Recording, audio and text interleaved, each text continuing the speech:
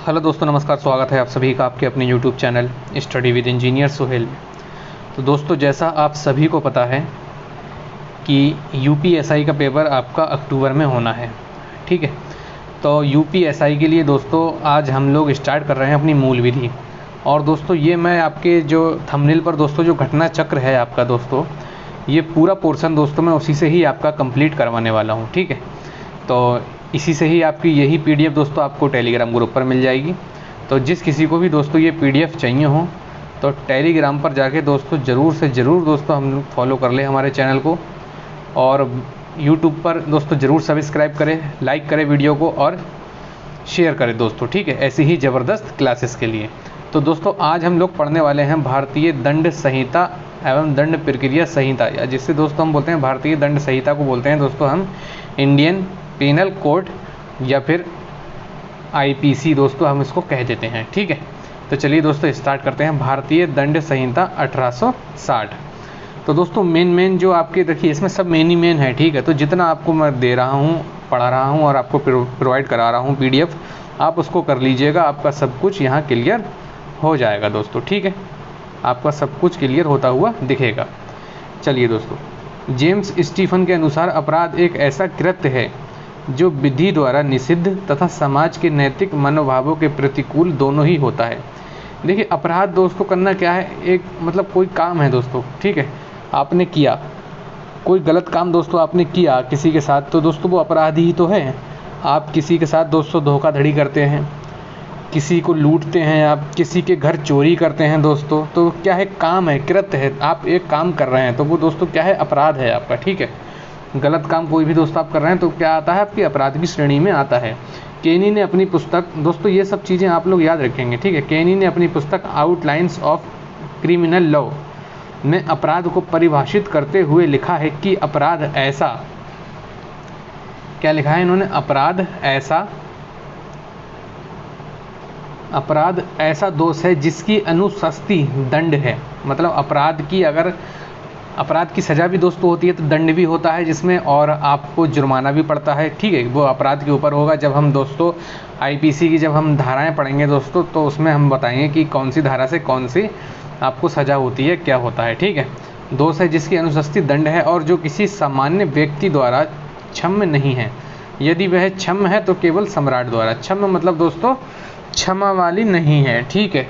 चलिए दोस्तों आगे बढ़ते हैं। अपराध के निम्नलिखित 4 आवश्यक तत्व हैं। कौन कौन से हैं? मानव, आपराधिक मन स्थिति या दुराशय, जिसे हम बोलते हैं दोस्तों मेंसरिया, और आपराधिक कृत्य तथा ऐसे आपराधिक कृत्य से मानव तथा समाज को क्षति। ऐसा कोई अपराध करें आप जिससे मानव को क्षति, मतलब दोस्तों होता है मतलब नुकसान, ठीक है। क्षति मतलब आप समझ सकते हैं नुकसान, लॉस, जो भी आप लोग दोस्तों मानते हो उसको आप लोग समझ सकते हैं। और दोस्तों ये आपका यूपीएसआई में आया हुआ क्वेश्चन भी है, ठीक है। चलिए आगे देखते हैं दोस्तों हम लोग। भारतीय दंड संहिता का समुद्र में क्षेत्राधिकार, दोस्तों ये आपका यूपीएसआई में आया हुआ क्वेश्चन है। भारतीय दंड संहिता का समुद्र में क्षेत्राधिकार 12 समुद्री मील तक फैला हुआ है। दोस्तों जब मैं आपको क्वेश्चंस कराऊंगा तब आपको ये चीज़ें वहाँ देखने को मिलेंगी, ठीक है। तो आप लोग जुड़े रहें दोस्तों एंड तक वीडियो में, और सभी चीज़ें आप अपनी क्लियर करते रहें। भारतीय दंड संहिता की धारा 1 संहिता के नाम और उसके प्रवर्तन के विस्तार से संबंधित है। धारा 1 क्या है? संहिता के नाम और उसके प्रवर्तन के विस्तार से संबंधित है। धारा 1 हो गई दोस्तों आपकी। यह संहिता जम्मू कश्मीर राज्य को छोड़कर संपूर्ण भारत पर लागू होती थी, किंतु 31 अक्टूबर 2019 से जम्मू कश्मीर में भी लागू हो गई है। जो पहले आपकी आईपीसी थी दोस्तों, जो पहले दोस्तों क्या थी आपकी आईपीसी, तो दोस्तों पहले जो आईपीसी थी आपकी वो जम्मू कश्मीर में आपकी लागू नहीं थी, ठीक है। पहले जो मतलब जैसे सज़ाएं वगैरह जम्मू कश्मीर में कोई कांड हो गया दोस्तों, ठीक है, कोई अपराध होता है तो उसकी सज़ा दोस्तों मिलती थी। तो जम्मू कश्मीर में दोस्तों जम्मू कश्मीर में आईपीसी लागू आपकी नहीं थी। तो आप सोच रहे होंगे, आपके माइंड में क्वेश्चन आ रहा होगा कि जम्मू कश्मीर में जब आपकी आईपीसी लागू नहीं थी तो वहाँ दंड कैसे दिया जाता था फिर, ठीक है। तो वहाँ दंड कैसे दिया जाता था, आपके मन में ये क्वेश्चन भी दोस्तों आ रहा होगा। तो जम्मू कश्मीर में जो दंड दिया जाता था दोस्तों आईपीसी से पहले, तो वो दिया जाता था आपका आरपीसी के तहत, ठीक है। आरपीसी के द्वारा आपके जम्मू कश्मीर में पहले दंड दिया जाता था, ठीक है। आप चीज़ याद रखेंगे, जम्मू कश्मीर में आईपीसी तो लागू थी नहीं 1860 में, है नहीं। 1860 में जम्मू कश्मीर में आपकी 1862 को भारत में जम्मू कश्मीर के अलावा लागू हो गया था, ठीक है, आपका आईपीसी। तो फिर आरपीसी से कहाँ सज़ा दी जाती थी? आपकी जम्मू कश्मीर में दी जाती थी उस टाइम, ठीक है। अब तो जम्मू कश्मीर में भी आईपीसी लागू कर दी गई है, ठीक है। भारतीय दंड संहिता को 1 जनवरी 1862 को लागू किया गया था, देखिए है। भारतीय दंड संहिता की धारा 2 के अनुसार जो व्यक्ति भारत के राज्य क्षेत्र के अंतर्गत अपराध करता है वह इस संहिता द्वारा दंडित किया जाएगा। मतलब अगर आपके राज्य में, मतलब भारत के अंदर अगर कोई आपका व्यक्ति कोई भी अपराध करता है तो इसे भारतीय दंड संहिता के द्वारा उसको दोस्तों क्या किया जाएगा? उसको सज़ा दी जाएगी, ठीक है। और आईपीसी को ही दोस्तों एक चीज़ हम लोग और कह देते हैं, आप लोग याद रखेंगे, आप लोगों ने बॉलीवुड मूवी बहुत देखी हैं दोस्तों, है नहीं? बॉलीवुड मूवी आप लोगों ने बहुत सारी देखी हैं। तो आईपीसी को दोस्तों हम लोग कह देते थे ताज-ए-रात हिंद। क्या कह देते थे दोस्तों हम लोग? ताज-ए-रात-ए-हिंद, ठीक है, ताज-ए-रात-ए-हिंद, ताज-ए-रात-ए-हिंद। आपने वो पिक्चर देखते होंगे मूवी, तो उसमें कहते थे कि आपको ताज-ए-रात-ए-हिंद के तहत इतने साल की सज़ा सुनाई जाती है, ऐसे करके दोस्तों बोलते थे। तो आईपीसी को ही दोस्तों हम क्या कहते थे? ताज-ए-रात-ए-हिंद। अगर आपके सामने आ जाए कि आईपीसी को क्या बोलते थे, तो ताज-ए-रात-ए-हिंद ऑप्शन में हो तो आप लोग उसको दोस्तों लगा दीजिएगा, ठीक है। आप लोग उसको लगा देंगे, बिल्कुल क्लियर है सभी को इतनी बात? चलिए दोस्तों, फिर दोस्तों क्या है आपके सामने बात? फिर दोस्तों आती है धारा 2 के अनुसार जो व्यक्ति भारत के राज्य क्षेत्र के अंतर्गत अपराध करता है वह इन संहिता द्वारा दंडित किया जाएगा। आपको बता दी मैंने।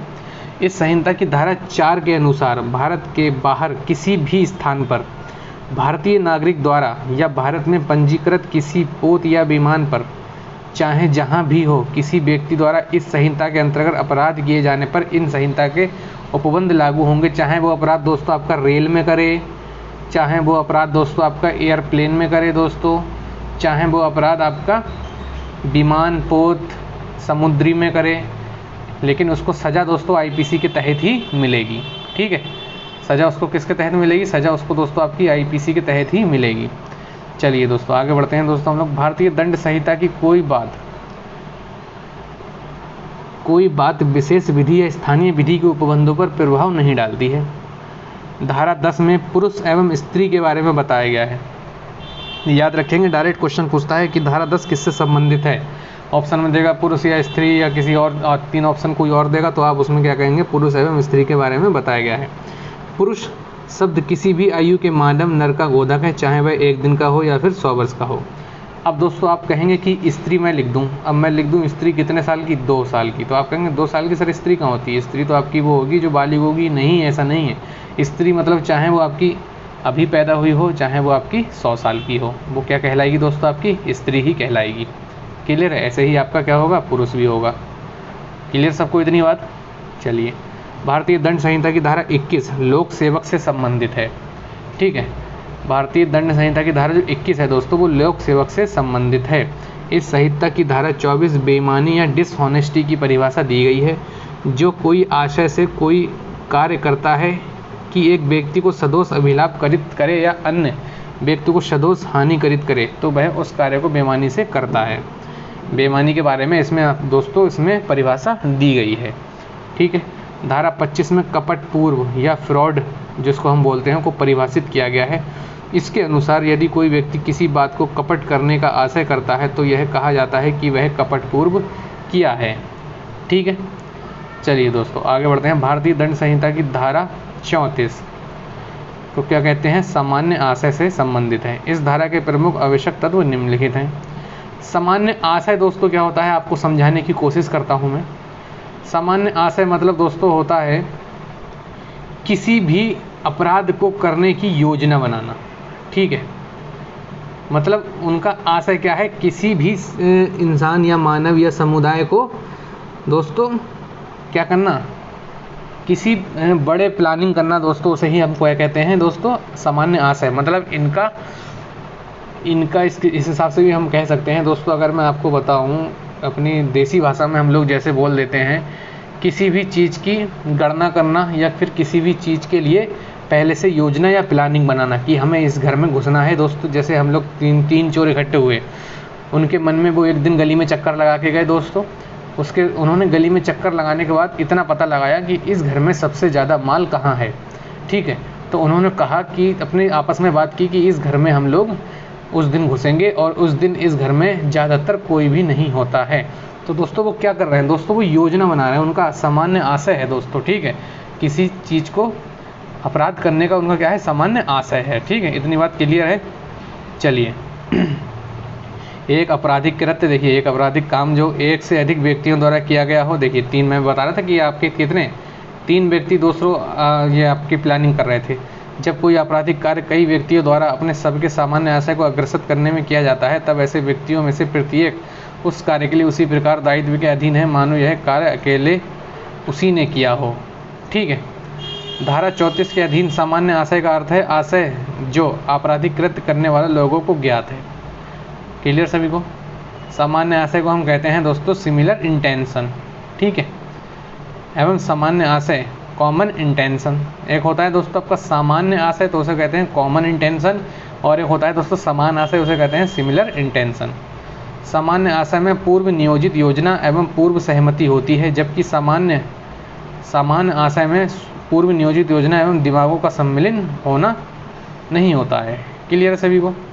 चलिए धारा 34 के अंतर्गत फिर दोस्तों क्या है, धारा 34 के अंतर्गत सामान्य आशय से संबंधित महत्वपूर्ण बात निम्नलिखित है। महबूब शाह बनाम इम्परर, दोस्तों ये केस होते हैं जो इस पे दर्ज होते हैं, वही केस, और ये दोस्तों केस डायरेक्ट आपके पूछ लिए जाते हैं।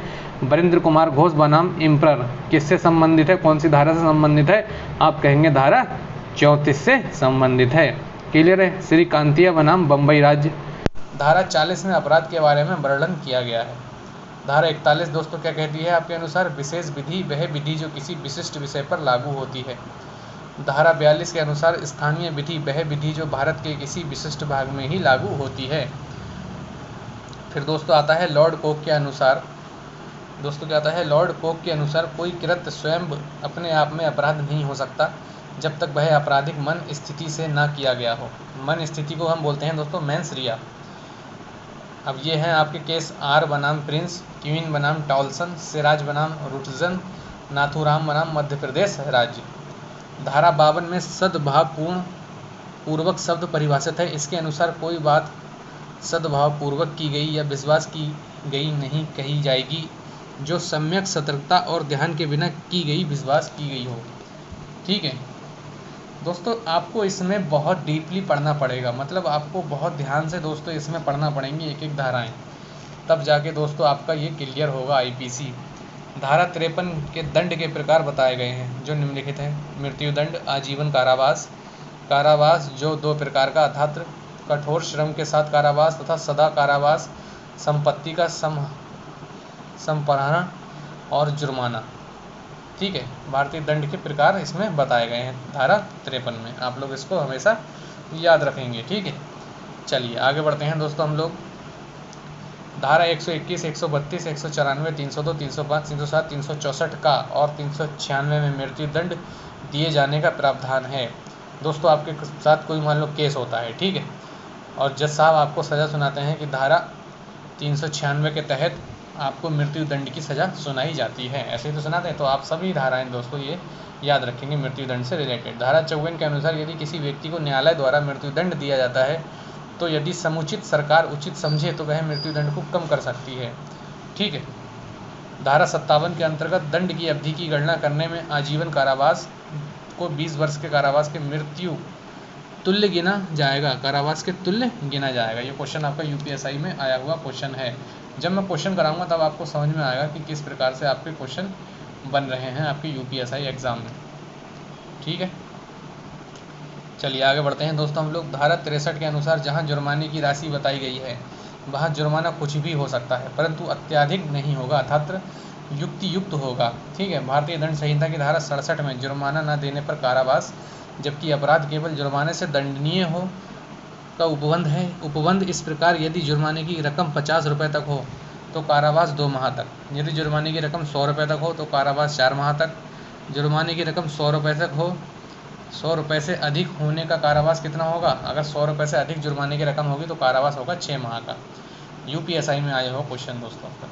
भारतीय दंड संहिता की धारा 71 में एक छड़ी मारें या 50 छड़ी मारें, दोनों के लिए एक ही सज़ा का प्रावधान है।